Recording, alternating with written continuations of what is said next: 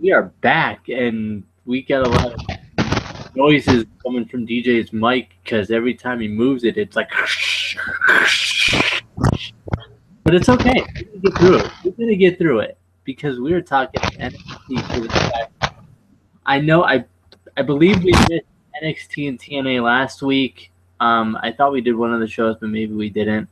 I had family issues. I think DJ was busy too, so we just decided to skip over those. Sorry if you were waiting for us to do a video, but we just decided to be easier just to kind of skip that and go into this past week. But anyway, we both did watch, I think, NXT and TNA last week. They were okay shows, wasn't anything too exciting, I didn't think. So I put a couple notes in the TNA video that we'll be doing, but this is NXT. So I put a little bit about last week. One thing that bothered me about last week, I think it was last week's show, actually was in the same match. Jason Jordan and Marcus Louis teamed. My problem is, first of all, with Jason Jordan, he's still supposed to be feuding with Ty Dillinger. What happened? I don't get it. I don't understand. Why? But anyway, secondly, the other thing that I have a problem with is, really, WWE, Marcus still hasn't grown hair back at all.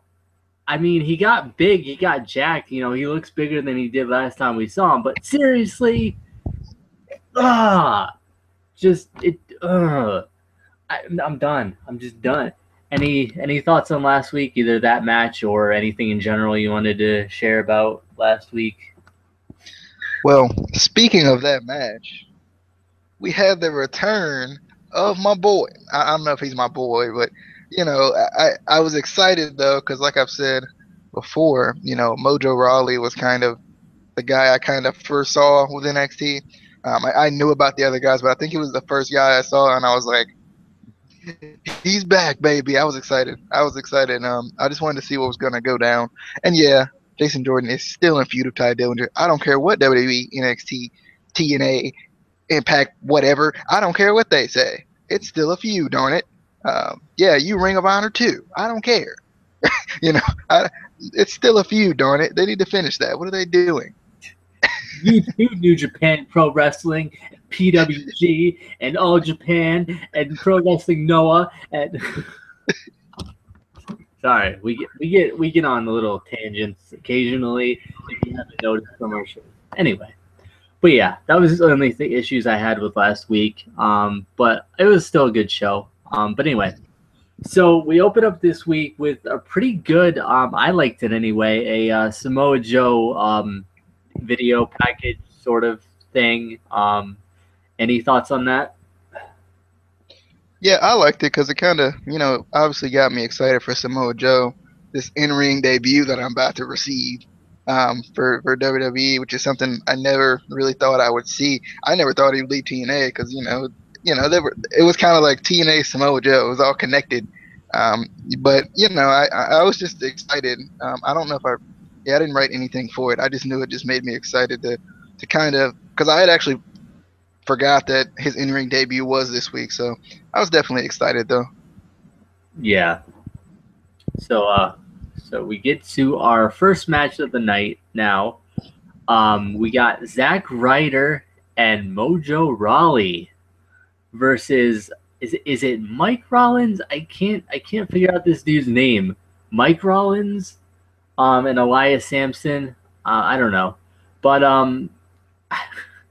the thing that got me about this match is I've never seen a match where Zack Ryder is in a team where he's the relatively normal one. Like, it was so weird for me. I thought it was a really good match though. I feel like putting those two together could be a good thing. They could make a good team. And at least it'll give, like we said in the past, it'll give Zack Ryder some, on-air time. He hasn't had that in years. He had a little bit of a storyline with John Cena. a while back, and then that kind of fizzled out. So hopefully this works out and they kind of keep them together as a team, because I think it'll help both of them get more TV time. I think they'll be entertaining as a team anyway. I didn't write too much about this match though. Any thoughts on this match or the teaming or the dude that I don't know his name? Yeah, I also do not know the man's name. I am like, is it Rawless? And like my spell check for Microsoft Word is like, that's not a name, bro. So like got the little squiggly red line if code word for that's not a name, bro. But yeah, I don't know what the man's name is. I'm gonna call him Rawless because Rollins is just too Seth Rollins for me. So I'm gonna give him his own thing here. I did like this match though. We saw some Zack Ryder in this match, and I'm glad he's in NXT so he can get some use because that's what we need. We need some Zack Ryder. We need some broski boots. We need some woo woo woo. We need all of that. And him with Mojo Rawley, it kind of goes together a little bit. They're kind of two wacky, kind of out there guys, and maybe he can instill that stay hyped attitude in Zack Ryder. I had a tag team name for him, but I forgot what it was. I forgot. It was something about being hyped though. I can't even remember what it was off the top of my head now, but I had something and I don't even remember. But I was definitely excited for this match though. You'll figure it out. You'll think of it in time. You'll randomly say it in the middle of a show, and we'll be confused. I know what it is. What? It wasn't even a tag team name. It was I think it was how they finished the match. I called it the hyped Rough Rider. So that's gonna be their finisher from now on. The hyped Rough Rider, yes. All right. Well, we got a little pretty awesome. I really like this Finn Balor video package for the NXT Tokyo. This was sick. It was just cool how they did it. It was really cool. If you didn't see it, you need to either go on the network and watch it, or I'm sure it's on YouTube somewhere. But it was really cool. I liked it. Any thoughts on that video package for the Tokyo? Yeah, I liked it because it kind of tied in the whole Tokyo thing with Finn Balor, and it like made sense too. Like it wasn't like something that was just like randomly thrown in. That was like, why am I watching this? I liked it. My next note was the video package on Dana Brooke. I was like, you like the video package on Dana Brooke? What? You like something about Dana Brooke? Yeah. No. Oh, I have notes on that too. Oh, don't worry. We'll get to that. Freaking Dana Brooke. So let's move on to Dana Brooke, shall we? I think one of my issues with her is the way she talks. It almost sounds like she's trying to read off of a script. And she also, I feel like she doesn't know how to put emotion into what she's saying correctly. It doesn't sound right when she's trying to, I don't know.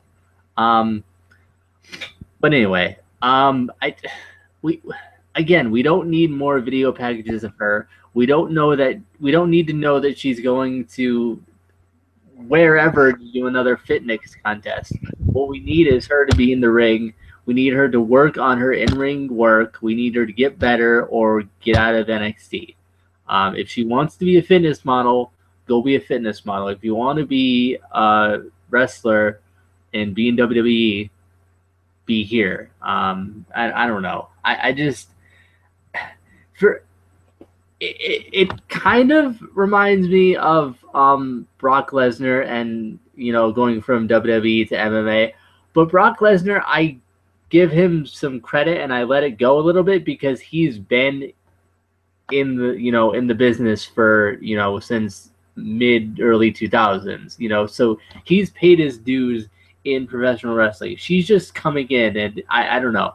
I feel like she needs to work more on her in-ring work and not just get video packages, and because that's not going to get me excited about anybody. You can do all these video packages you want, but if you don't impress me in the ring, I don't care who you are.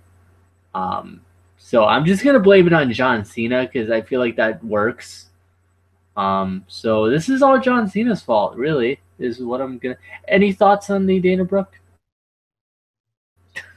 It was okay. Sorry. I just feel like it wasn't the same, so I wasn't like upset with it. It wasn't like the same video package we've seen over and over again. That kind of brought some light into my spectrum at that point. But that's about it. All right, let's go on to another match, shall we? We got Emma versus. Do you know who her opponent is? Do you know? Are you excited? It's Blue Pants. I was so excited. First of all, before I get into the match, which I'm actually going to give you this match, but before we get into that, I have to say, Emma and Alexa Bliss look so hot in red. I'm just saying, like, oh my, WWE, good job. I like it. They look good. It's hot. Also, apparently, it was Blue Pants' birthday, so happy birthday, Blue Pants. Maybe she got another pair of Blue Pants for her birthday. I don't know.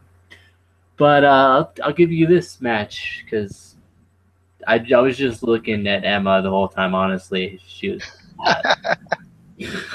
All right. I like that Emma still comes out with that kind of mixed theme that she has with I'm talking about the music, not necessarily her mixed theme or whatever I was saying there. But I still like that she comes out with the music, even though Dana Brooke wasn't there this week. Emma basically attacks from behind. She's showing that aggressive side, which I loved. Get the running drop kick on Blue Pants for 2. Blue Pants, she got to get her roll up on. That crucifix, it gets some people. So you got to use it, roll ups and crucifixes and things of that nature for 2 by Blue Pants. And then Emma takes her down again. Blue Pants comes back with those round kicks, got to get that low key in her a little bit there. And then Emma with the kind of a bridging headlock for the win here. So good work by Emma. Good work by Blue Pants. I like them both. I kind of hate that Blue Pants is, I guess, technically a jobber because I just feel like, she's pretty good. I like what I see besides the blue pants. Other than the blue pants, I like what I see from her in the ring. You got any thoughts on this match? You don't like the Blue Pants? Why don't you like Blue Pants? No. I mean, I'm saying I like the Blue Pants, but besides the blue pants, I like. Yeah, okay. That's what I was going with. No, it was a good match. Wasn't the best match for either of them, I didn't think, but I thought it was a good match for them anyway. But anyway, let's move on to the backstage area where Enzo, Big Cass, and Carmella are all talking at the same time because that works so well. I don't know what they were saying, but it was just jumbled up craziness. I don't know. So Devin Taylor says that next week they will be in a 6-person mixed tag match against Blake and Murphy, and Alexa Bliss. And she basically asks their feelings about that match. Carmella says that Blake and Murphy are pathetic pigs, and they're not only cheats, but they have to use a chick to beat her boys. That's embarrassing, she says. She also says that Alexa Bliss wants to call me and my boys trash. She's the one walking around with red hair now. Looks like her freaking head's on fire. Bye, Felicia. I like that she got the bye, Felicia in there. I was happy. And then Enzo says something. Sometimes I don't know what Enzo's saying, but it's amusing and I love him, so it's okay. I have no idea what the hell he said, but it was fun. I don't know. I feel like when it comes to Enzo, I'm kind of like an infant with keys. You can jingle them, and I don't know what's going on, but it's amusing me. So, I don't know. Maybe I'm just have a small mind. I don't know. But I'm excited for the match next week. I feel like it's going to be a good match, especially since we don't really see many 6-person mixed tag team matches, at least not ones that are taken seriously. We always get like the gimmick ones on SmackDown and Raw with like Rosa Mendez and El Torito and whoever. But I'm excited for this match. Any thoughts about the backstage segment or the match next week? Yeah, I like this. They said a lot of things that I didn't understand, but I was amused. I agree with you on that. And we got a comment from old Juggernaut 097, whoever that is.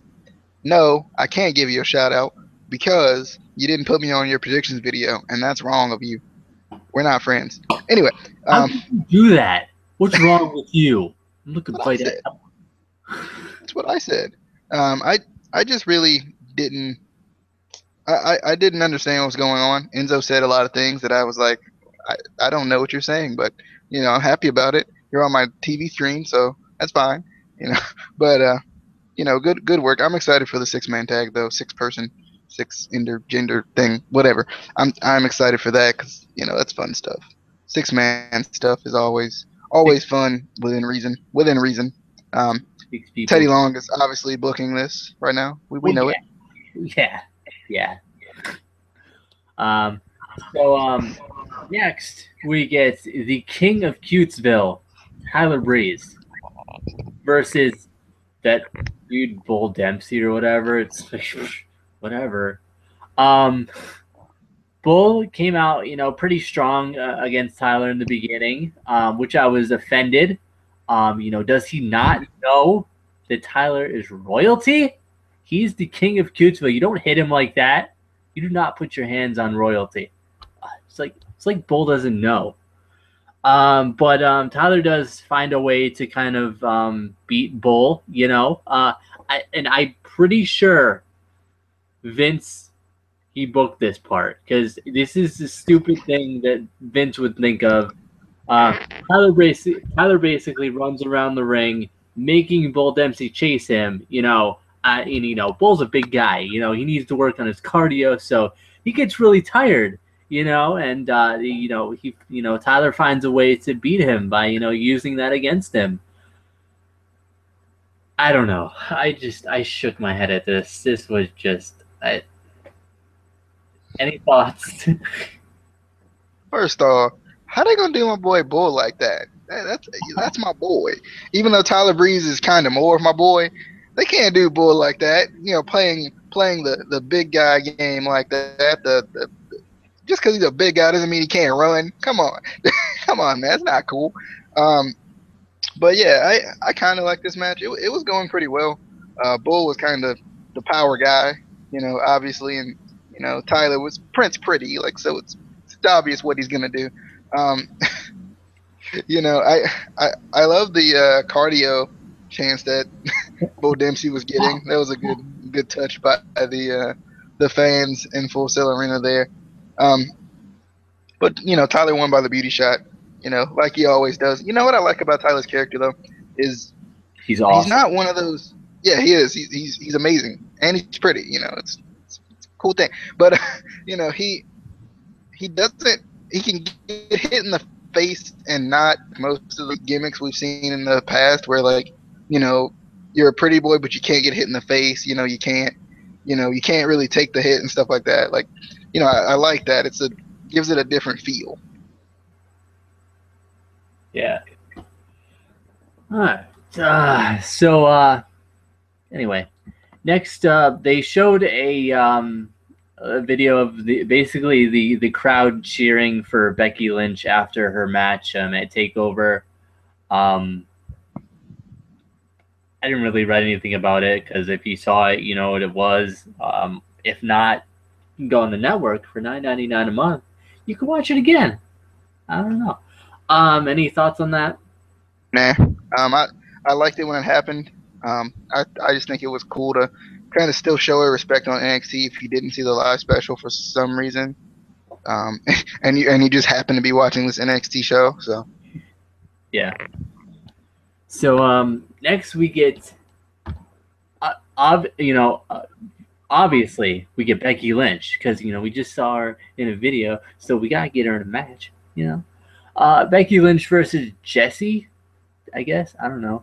Um, this was a good match. Good start to this match by Becky. At a point, she got a little she got stopped by the ref. I forgot exactly what was happening. She does a nice little spin move around the ref. I thought I was playing Madden for a second there. I was like, whoa, good spin move. And then she kind of spins right into a stiff kick by Jesse, which good job by Jesse. I like that. Jesse did get a little bit of control, which was cool to see. For I don't want to say she's a jobber because I don't want to say anyone is necessarily a jobber in NXT because it's kind of a proving ground area. But I like that she did get some good offense in on Becky. Obviously Becky still wins. But I thought it was a really good match. I didn't really write too much about it, except for that cool spin move that I was pretty sure. I was like, I'm not playing Madden, but that was a cool spin move. I thought she was going to go for the touchdown, but she was stopped. She was stopped right at the 20. She was going anyway. Thoughts on this match before I go into a crazy weird.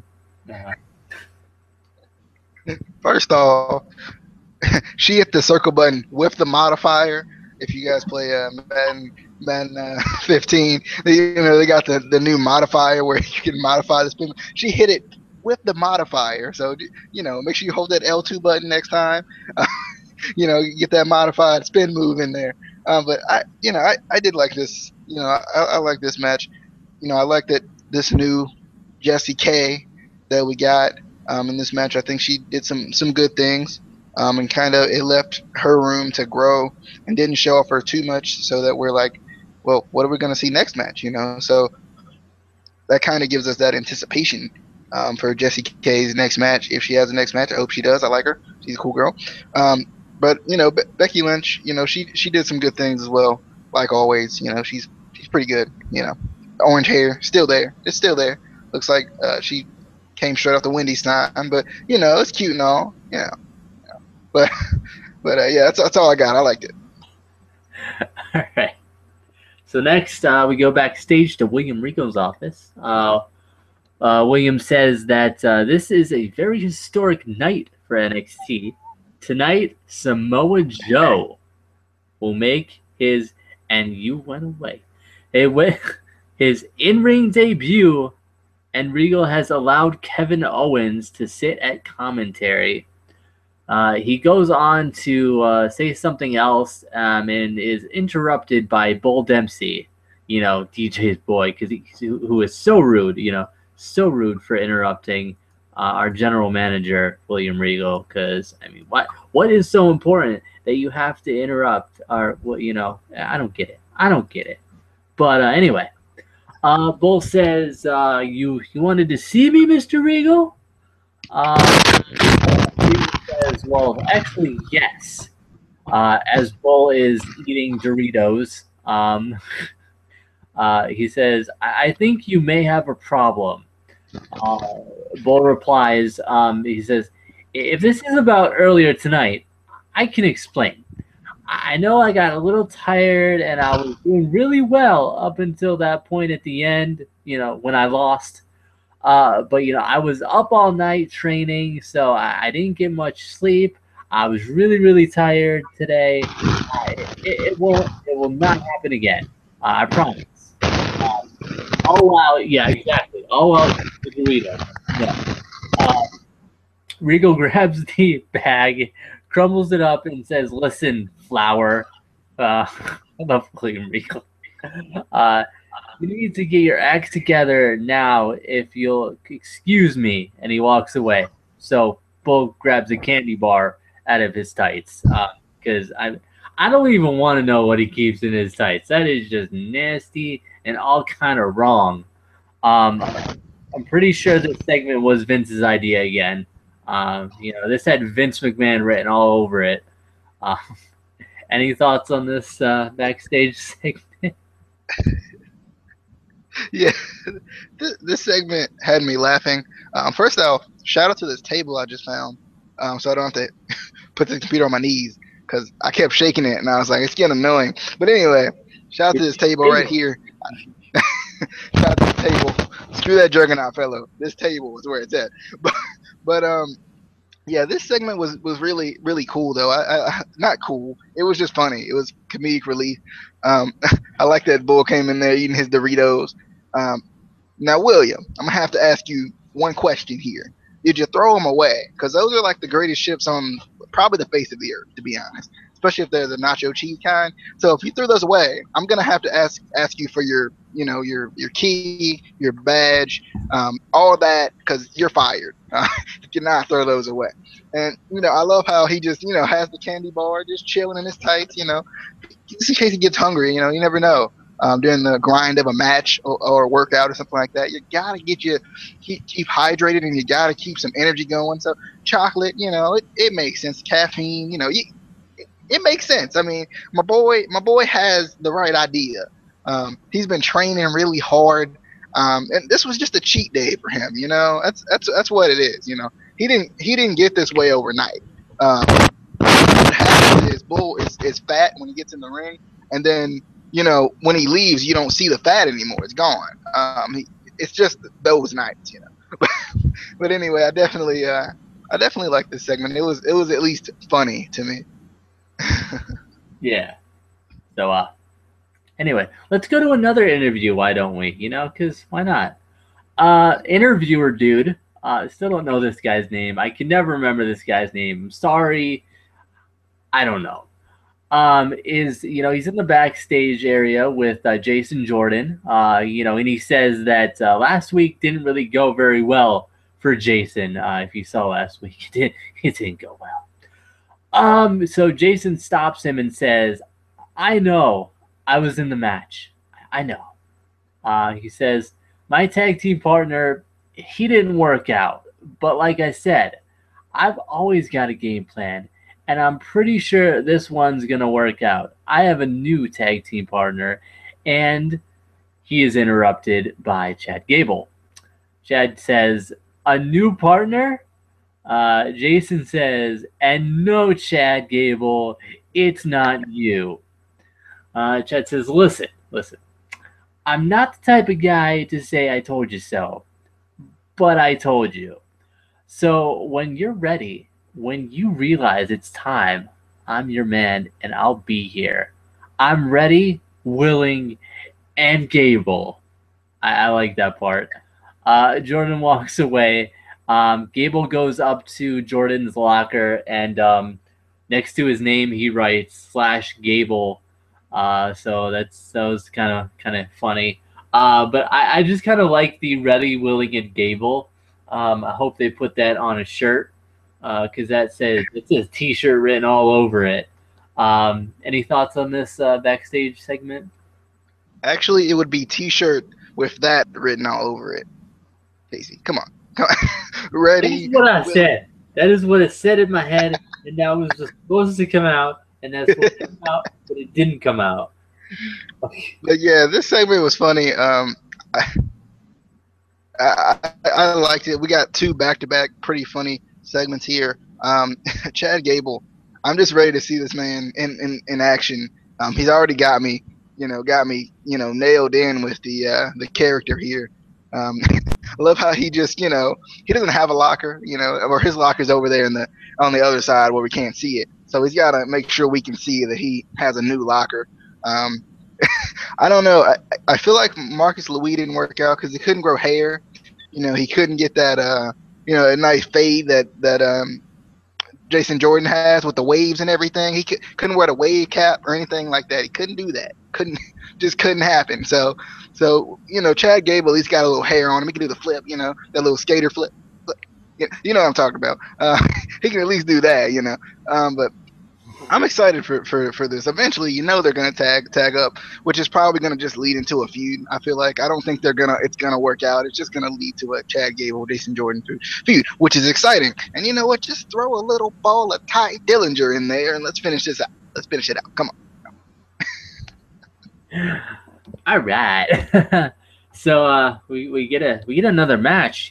Finally, we get Baron Corbin versus Angelo Dawkins. I felt like there was a little bit of a mix-up here because either WWE cut to Baron's entrance too early, or DJ's girl JoJo screwed up because they didn't show Dawkins' entrance, but you did hear JoJo say and his opponent Baron Corbin. So it was like, wait, did they cut too early? That just it sounded weird to me. But anyway, of course, the crowd starts counting as soon as the match starts. Also, a chant Corbin sucks. Maybe I heard that wrong. I don't know. But it sounded similar to the New Day sucks chant. But I don't know. Dawkins did okay in this match in the beginning, but eventually, it turned into the usual Baron Corbin match, where Baron Corbin wins. But it was an okay match. It wasn't like every other 12-second match that Baron Corbin has. It went a little bit longer, and Dawkins did look pretty good for what he did in the match. But it was just another match to kind of build up Baron Corbin more. Any thoughts on this match? I did like this match because we could see how the technical approach really got in the head of Baron Corbin, and not necessarily got in the head, but took advantage of Baron Corbin because Baron Corbin is a bigger dude, so he's kind of the power guy in most matches. So I like that they allowed Angelo Dawkins to kind of, when he did take advantage, it was through technical ways more so than where Baron Corbin did his whole power game and end of days. That was it. I just want to see some longer matches from the boy Baron Corbin. I think he's capable of doing it. I don't think he is not capable of doing is falling out of the ring, but it's fine. He doesn't have to fall out of the ring every match. He just needs to have a match longer than, as they would say, Undertaker's walk to the ring. But he just needs to have a longer match for me. I just need to, when I first started watching him, and when this guy kind of first showed up squashing people, that he had an it factor to him, and I'm still trying to find it. I think his character has an it factor to him, but I want to see that it factor in the ring as well. But I can't see that if I'm watching a match where if I go to the bathroom for too long, I will miss it. So. Yeah, if you're walking back up the ramp before Undertaker gets to the ring, your match is too short. It's just too short. I'm just saying. But the last two matches in the show I really liked because they showed two guys that Angelo Dawkins and Scott Dawson, guys who have been in NXT basically since it started, even before that, but since it started on the network, but we just haven't seen a lot of them. So I like that they're in, bigger matches with these guys that are kind of established now. But anyway, we go to our next match, which is the main event of the evening. Samoa Joe versus Scott Dawson. I'm going to give this match to DJ again. I figured I'd give him two matches because I did two shows the other day. So, make it even a little bit. And I think he's frozen. Are you frozen? I think he's frozen. I'm pretty sure I think he froze again. Yep, he's frozen. Maybe I feel like every time he freezes, we need to start singing "Let It Go" because he's frozen. Get it? You guys get it? DJ, come back. DJ, I don't know what to do when you. Yeah, see, that's what happens. I don't know what to do when you leave. I get confused, and you leave, and then you come back, and there's a minute in the show where people are like, "What's going on?" Because I kind of are you even there? Like, I see the Instant Classic Wrestling Podcast logo. I see that you got back on, but I don't hear you and I don't see you. So I need to know what's going on right now because I'm giving you this match and you're not here to take the match. And it's bothering me. It's bothering the fans. It's bothering our fans. Look it, Justin's crying right now. Justin is crying right now because you're not on the screen right now. and it's bothering him. It really is. LB Clash Kings, he's getting mad right now. He's gonna write a really angry comment that you're not here right now. He is. You don't believe me? He's going to. So I don't know what else to say until DJ comes back. Let me check and see if he messaged me saying, "Oh no, I'm stuck. My computer's being a butthole." Doesn't look like he messaged me, so I don't know what's going on. Let me. You there? Hello. Hello. Hi. Sorry about the technical difficulties. If anyone is, still watching this, either live or after the fact after we post it. But yeah, it wouldn't be the Instant Classic Wrestling podcast without these little hiccups or big hiccups. However you wanna look at it. If you want to look at it, as the glass half empty or the glass half full. I don't know which one's half empty and which one's half full. The big hiccup, I think, would be half empty. The little hiccup would be half full, even though it's really not half full because it's still a bad thing, but it's not as bad of a bad thing. But I'm just going to keep rambling on because I don't care, because do what I want. And he left again. I think he's trying to get back in for us. He really is. He's trying to get in here. Because I can't do anything. He has control of the show right now. He's the only one that can stop it. I can't stop it. He's back. Hey, he's finally back. That'll 5 minutes of the podcast that was randomness. Did your computer restart again? No, what happened this time? For some reason, in this hotel, there's this weird thing where the internet will just like kick me out for a little bit and make me re-enter the password. So it kicked me out for a little bit and made me re-enter the password. Because at those points in the show, I'm confused on what's going on. I don't know. It shows that you're frozen, and it still shows me talking. So I'm talking and I'm on the screen, but I'm confused on to whether you're still here or am I leaving. And typically I'm leaving. But, I just keep talking to fill space, even though there's nothing I'm talking about because no one can hear me. That's what I do. When you kind of just leave, I ramble on about nothing. But anyway, as I was saying, I'm going to give you this Samoa Joe versus Scott Dawson because I took 2 shows yesterday, the Dusty Rhodes and the other one that we did. What other one did we do yesterday? The predictions. Predictions, yeah. So I'll give you this one. Yeah. All right. So we got Samoa Joe for Scott Dawson here, and I didn't write a lot of notes for this one, but we got a nice technical start from both of them. Good to see Samoa Joe. Love the towel thing. I love that he still does that. That kind of just brings me back. I think we both said that in the past that it kind of brings you back to that old Samoa Joe. Dawson putting in some good technical work here early on. Joe kind of using his power on Dawson. We get that back elbow round kick that Joe is famous for. Kind of cool to see here. Then he goes for the Muscle Buster.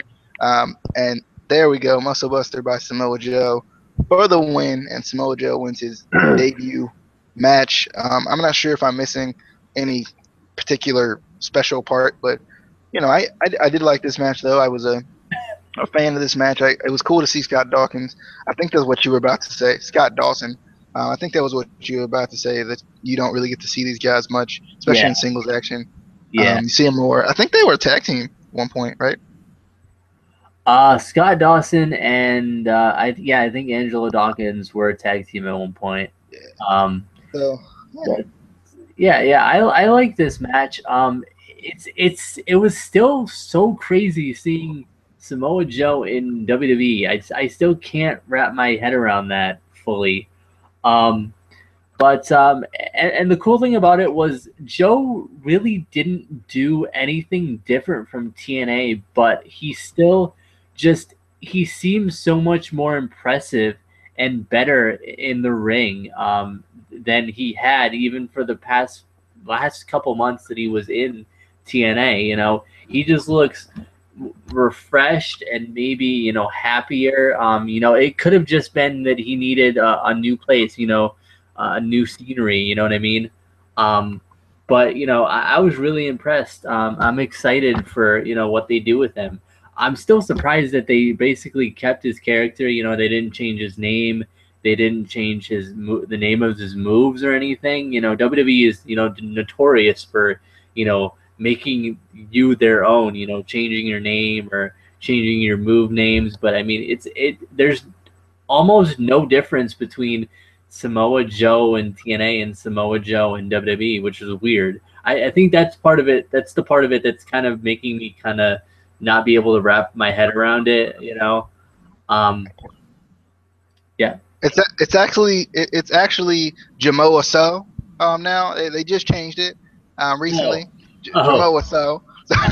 Oh, okay, Jamoa So. And you know, ironically enough, in WWE, he's actually related to The Rock, Roman Reigns, because you know he is Samoan. So obviously, you know, they got to be all related. You know, which they probably are. I think they actually are. I don't know. I'll have to look that up. I don't know. I feel like they are in some way, which wouldn't surprise me. But anyway, after the match, you know, Kevin Owens, who had been at commentary, he gets up and he goes to walk to the back. Joe grabs the mic and he says, "Kevin Owens, where do you think you're going?" He says, "You see, unless my ears deceive me, the last time you were in here, you said if I ever were to step in the ring with you, in this ring, you blah, blah, blah, blah, you drop me just like that." Just like that. He says, "It's funny because when I stepped in this ring, you did what you're doing right now, and you ran away. So Kevin, why don't you do what you say you are and be a good man? Get in this ring and give these people the fight that they want to see." Kevin says, "First of all, Joe, I don't really run anywhere," as he slowly, you know, walks towards the ring. Second of all, there are two reasons why I'm not getting in there right now. The first is because I am a good man, and I feel like dropping you after your first match in NXT would be very unpleasant to you. So you should thank me. The second reason is that you're a bit of a rookie here in NXT. But as a veteran, let me tell you, you can't just walk in here and get an NXT title match after one match. You have to earn those things, and you simply haven't done that." Regal's music hits, which is always a good sign. Regal says he totally understands Kevin. Samoa Joe certainly hasn't earned a title shot, but he has earned the right to fight. So next week, Kevin Owens will face Samoa Joe. So I'm excited for that. I don't know about you. I'm pretty sure you're excited about that. Any thoughts on this last segment before the show ended? Yeah, what really cracked me up was that Kevin Owens said he doesn't run anywhere, and I'm like, that's probably true. But that's not nice. Just saying. But I mean, he's a pretty athletic guy though, so he probably runs every once in a while. But you know, I definitely, you know, am excited for this match though. I think every face-off that they have just, you know, gets me excited for it. And, you know, next week we're gonna have the match we've been waiting for.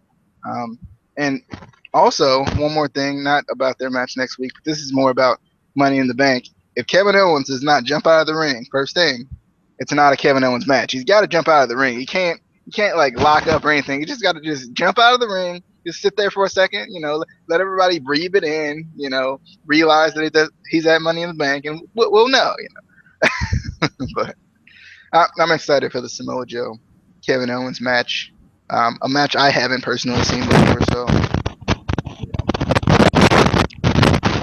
So that is our NXT review.